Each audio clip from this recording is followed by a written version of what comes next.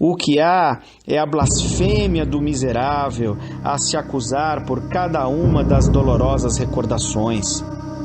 Há a loucura das consciências chicoteadas pelo remorso. O que há é a raiva envenenada daquele que já não pode chorar, cansado do excesso de lágrimas. O que há é o desapontamento, a surpresa aterradora de quem se sente vivo apesar de estar morto.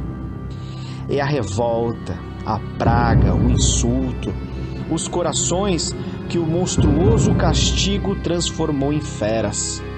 O que há é a alma ofendida, tudo envolvido em trevas. O que há é a dor sem descanso, sem poder dormir, sem sonho, sem esperança. Nunca o ar fresco da madrugada, nunca o azul do céu, nunca a claridade do sol, nem andorinhas, nem cintilações de estrelas, nunca o amanhecer, nunca a primavera. Não havia ali, nem haverá jamais, nem paz, nem consolo, nem esperança. Tudo é marcado pela desgraça, miséria, assombro, desespero, horror. É o inferno na mais horrenda exposição, porque além de tudo existem cenas de animalidade, prática dos mais sórdidos instintos, as quais me envergonharia de contar aos meus irmãos, os homens. Quem estacionava ali, como eu estacionei, são personalidades do crime. É a escória do mundo espiritual. Apenas grupos de suicidas que chegam todos os dias. São almas que chegam da Espanha, do Brasil, de Portugal e colônias portuguesas da África, infelizes necessitados do auxílio da prece. São os levianos e irresponsáveis que, fartos da vida, se aventuraram ao desconhecido à procura de alívio através do suicídio. É bem possível que haja quem duvide da verdade que vai escrita nestas páginas. Dirão que é fantasia. Não os convidarei a crer. Não é assunto que se impõe à crença. Mas, se souberem raciocinar, que o façam.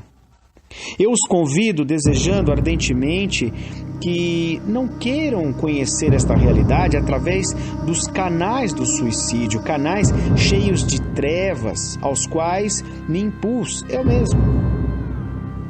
O mundo espiritual está longe de ser o nada que na Terra se supõe. Não é uma região fácil de ser conquistada com algumas práticas religiosas e orações decoradas. A morte é, antes de tudo, a vida real, e o que se encontra quando aqui se entra é vida. Em nenhuma parte se encontra o nada. Dizer que não existe o que se desconhece é uma tolice dos ingênuos homens da terra que preferem fechar os olhos por ser mais fácil manter-se na ignorância. Não sei como são os lugares de correção para suicidas em outros núcleos destinados ao mesmo fim. Sei apenas que fiz parte da sinistra falange aprisionada nesse local pavoroso, cuja lembrança até hoje me faz sentir náuseas. Então ainda me sentia cego. Pelo menos achava que estava cego, mas na verdade minha cegueira era a inferioridade moral do espírito distanciado da luz. Mas apesar de cego, percebia o que apresentasse de mal, feio, sinistro, imoral e obsceno, pois meus olhos conservavam visão suficiente para contemplar toda essa escória. E eu, tendo bastante sensibilidade, sentia-me pior que os outros, porque experimentava também os sofrimentos dos companheiros de aflições, desde que tudo o que um sentisse se esparramava em cima dos demais. Às vezes aconteciam brigas brutais naqueles becos cheios de lama, onde se enfileiravam as cavernas que usávamos como moradia. Sempre irritados por qualquer motivo, nos atirávamos uns contra os outros em lutas violentas.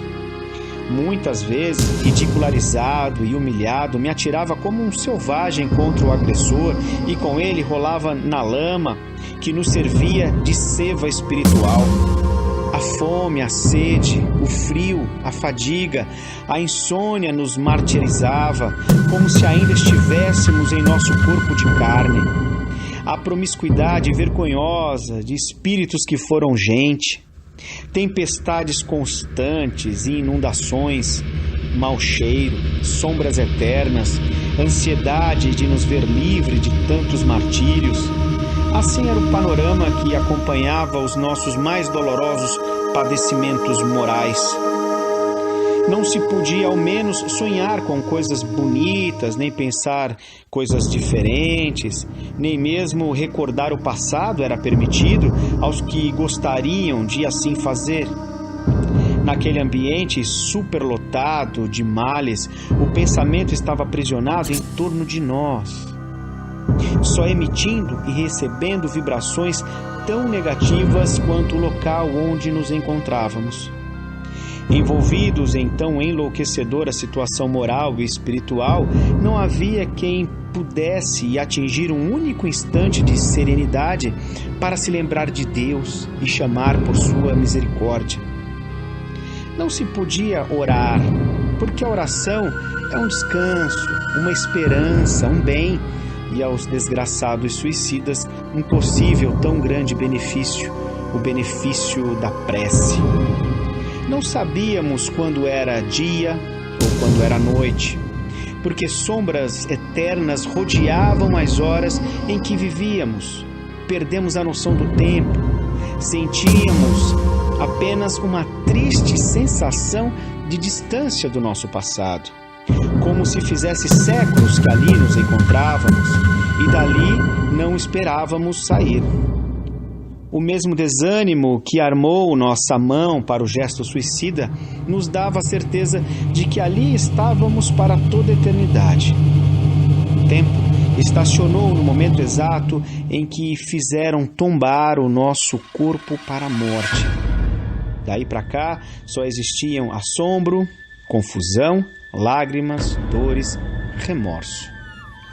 Às vezes tentávamos fugir e saíamos a correr feito loucos furiosos, dementes malditos, sem consolo, sem paz, sem descanso em parte alguma, em correria sem saber para onde, para depois sermos atraídos de volta ao mesmo lugar, como se estivéssemos ligados a ímãs gigantes que nos levavam sempre ao ponto de partida naquela confusão de nuvens sufocantes. Outras vezes, vagarosamente entre as sombras, lá íamos, em meio a vielas e becos, sem descobrirmos sinais de saída. Cavernas, sempre cavernas. Os trechos encharcados, lagos cheios de lodo, tendo em volta altas muralhas que mais pareciam erguidas em pedra e ferro, como se estivéssemos sepultados vivos nas profundezas de um vulcão. Era um labirinto onde nos perdíamos, sem jamais alcançar o fim. Nossa impressão era que estivéssemos prisioneiros no subsolo, em cárcere cavado dentro de uma cordilheira com vulcões extintos. Se não fosse assim, onde viriam aqueles poços de lama e lodo com paredes tão altas? Aterrados, nos punhamos a gritar em coro como se fôssemos malta de lobos danados.